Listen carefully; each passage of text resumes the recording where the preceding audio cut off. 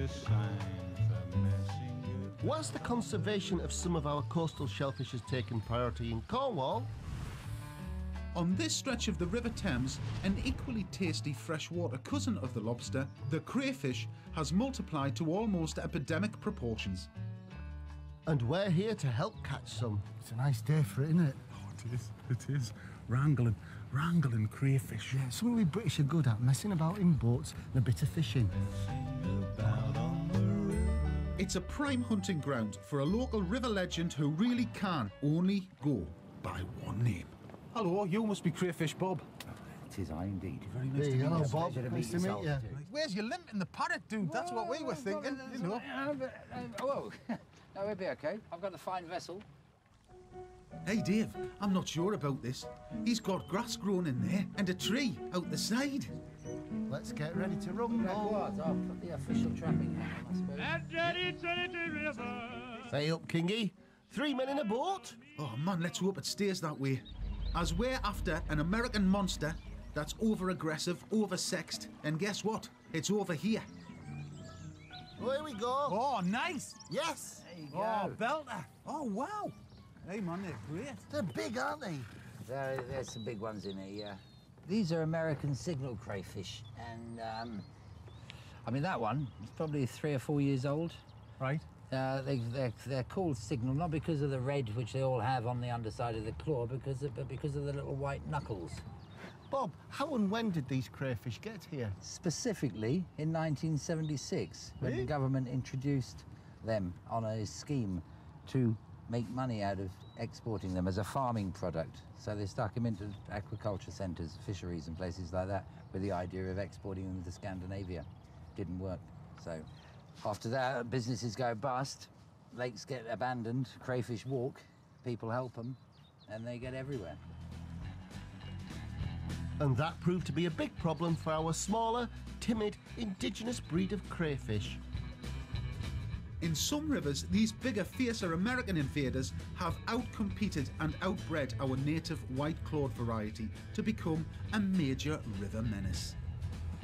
But all is not lost. Bob's on a one-man mission to eradicate this pest once and for all. God, man, it's just never ending. How long ago did you set those traps, Bob? I put these in last night. Really? Yeah. It's an infestation, not a colonisation, isn't it? It is an infestation at the moment. It's like some of the riverbeds carpeted with them. Really? Almost. Yeah. I mean, there are places you can go where you won't see any frogs, you won't see any dragonflies or anything because there's so many of them that they've just eaten They'll the eggs eat and everything kill like that. everything. Bob, how did you get into this? Yeah, well, I first heard about these guys and the problem with them back in the early 80s. But when I was floating up the river in the early noughties, Yes. and I realised that the problem was bad and that nothing seemed to have been done about it. And I thought, no brainer, must be easy. They're worth money, they're good food. Yeah. There must be a solution. Naive, but here we are 9 years later. They might be plentiful, but you still need a licence to trap American crayfish, even where they're a problem. But fortunately, where you can get one, you can revel in the fact that this is one environmental crisis that makes some great eating.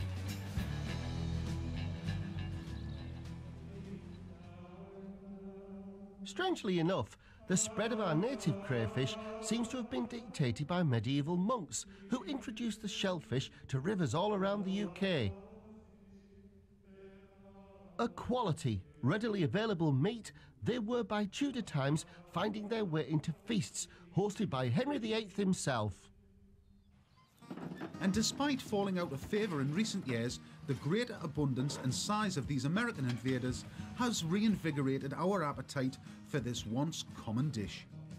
And a favoured way of cooking them would simply involve boiling them up in a stock. Bob, what's in the stock? Started off as a ham stock, boiled a ham up in it, and we've just put some local beer in there. This is something around an old traditional sort of British kind of approach to them. That's them in. What's in the big pot, Bob? Well, this is like the sort of traditional Swedish way of cooking them. A lot of dill, Yeah. a little bit of fennel maybe, some peppercorns. They're huge. Aren't they? Now, what's your technique? I tend to break them in the middle like that. Now, your good Swede will immediately, or Do Frenchman, it. Suck me head. I'm not a head sucker. You will. Oh, can I have your head? Yeah. These are sweet. Absolutely fantastic. If eating them whole isn't your cup of tea, Bob's come up with some ingenious ways of giving these bolshy American invaders a little more British finesse. Hello, madam. Do you come here often? And to help eat the catch, a posse of Thames River folk equally committed to Bob's environmental cause.